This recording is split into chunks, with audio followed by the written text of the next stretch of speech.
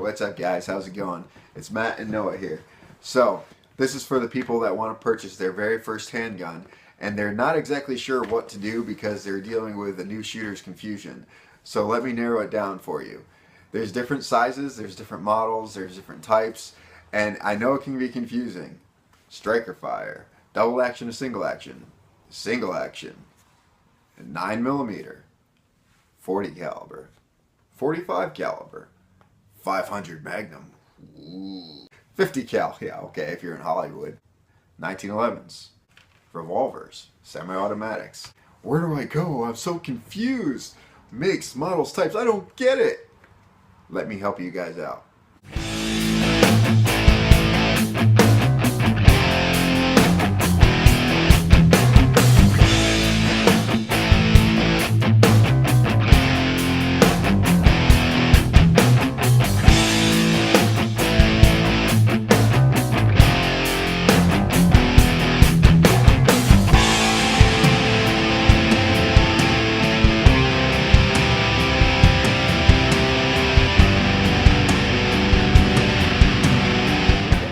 So there's two things that you need to take in consideration. Actually, I'll say three things that you need to take in consideration.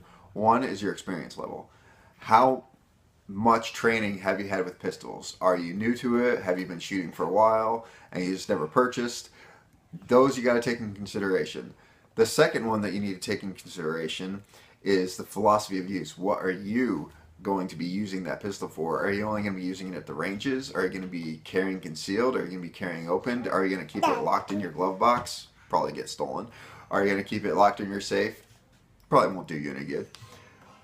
What are your plans? How do you want to do this? What kind of pistol are you looking for? There's all these different questions out there, guys. I know there are all these different questions out there and it gets so confusing. So I just want to make this pretty simple, guys. Okay. There's carry guns and there's duty guns. Okay, this is the best way to explain it. There's carry guns and duty guns, alright? But for most part, a carry gun is something that you're going to be carrying every single day and you don't quite want everyone to know that you have it, but you want to be able to have it. So you're going to want to go with something smaller, guys. You want to get something compact. Subcompacts are great too, except you have less ammunition and usually less power. There are some good subcompacts out there that are really... There are some good subcompacts out there. They're in standard calibers like 9mm, 40, 45, and there are some good out there, but you're going to have very limited amount of ammo. So the question you want to ask if you're looking for a carry gun, you're going to want something that is small enough for you to conceal, but big enough for you to fight with, alright? Now, when it comes to duty or go-to-war guns, duty, go-to-war guns, what it is, it's a big full-size pistol that you're going to be carrying on your hip or in a drop holster or in a chest rig or whatever it is, whether it's without rule of law, whether you're a police officer, whether you're just a civilian that wants to open carry. So you are going to want a larger size pistol, right? Standard size pistol, a duty carry pistol. That's what that carry size is. Okay, so you decided that you wanted a, whether you're carrying open carry, duty carry pistol, or you're carrying a concealed carry, compact or subcompact. You decided the type of size that you want. Now, the next step is to decide the caliber. Now, a lot of people go back and forth with this all the time. There's all kinds of debates on there and stuff like that. And let me make this simple for you guys. A pistol is designed to make small little holes inside of things, right? That's it. That's right. So, 9mm, 40, 45, whatever you're going to choose, guys, is pretty much going to do the same thing. It is not a knockdown pistol, right? It's not a knockdown caliber. It is going to be a last resort caliber. And yeah, a little bit the bigger the caliber, the little bit more damage it's going to be, but it's not a whole huge difference. And there's a lot of good ammo out there that you can use, carry ammo that enhance the damage. But for the most part, they're pretty much the same. Now, what I want to say is if you're brand new, depending on your experience level, you're going to want to go with a smaller caliber because it's a little easier to handle. The ammo is going to be a little bit cheaper. Say if you go like a 9mm, ammo's a little bit cheaper, so you can practice a lot more because if you're carrying a pistol, you need to be practicing daily, right? Now, even if you have military background, police background, whatever it is, and you want something with a little bit more punch, 40-45, great caliber, guys. They are all great calibers. 357 SIG, they are all great calibers, guys. You chose the size, you chose the caliber. Now comes the models. Alright, so here it is, guys. So, I'm going to break this down pretty simply. There's striker fired, and there is double to single action, and there's single action only. Now, to make this even simpler for you, striker fire. No safeties, no gizmos. You know, some have like little hand safeties, but don't worry about those. But no gizmos.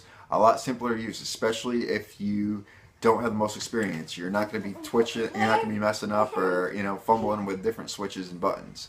Okay. Then there's like double to single actions, like a SIG. Great pistols. A little more expensive, but they're great pistols. It starts out with a long trigger pull, right? And that's how it's designed like that, because you're going to be carrying it with that long trigger pull on there. But the second that first fire or shot is fired, the hammer is going to be locked back. So it's going to be a lot lighter trigger pull afterwards. So that's a double single action. Then there's single action only. That's like 1911s, guys, CZ75, stuff like that. That usually comes with a safety, because you got to lock the hammer back and you got to have a safety on it if you're going to be carrying it, right? So, the only catch with those ones, they're going to be a little more expensive, guys. Especially, like, say for example, I love 1911s. They're great pistols, but for the price of 3 striker-fired pistols is what's going to cost you to get one single action 1911 that you have to put through a 500-round break-in period just to get work properly. So, take that stuff into consideration too. All right, guys. So. Yeah, the Strikel, yeah, the double action and single action. You have the 1911 style, which is single action. Now there's double action only. That is, it's just every time you pull the trigger, it's going to be a long trigger pull. There's a lot of revolvers out there that are like that. And on top of that, there's also a lot of personal handguns out there. Like my personal carry gun is a Sig Sauer P250. It's double action only. No problem with it, guys. I got really good with the trigger, great trigger. I hit center mass every single time. All right, I hope this helps, guys. So, if you have any questions, comments, or you want a little bit more help, leave a comment below, message me, whatever it was, and I'll help you along the way. Alright, guys? So if you like this video, like, share, subscribe. If you will, check out my website, www.mattstampfightingfitness.com. Yeah! Ready to do it? Ready? 1, 2, 3. Peace! Kind of did it.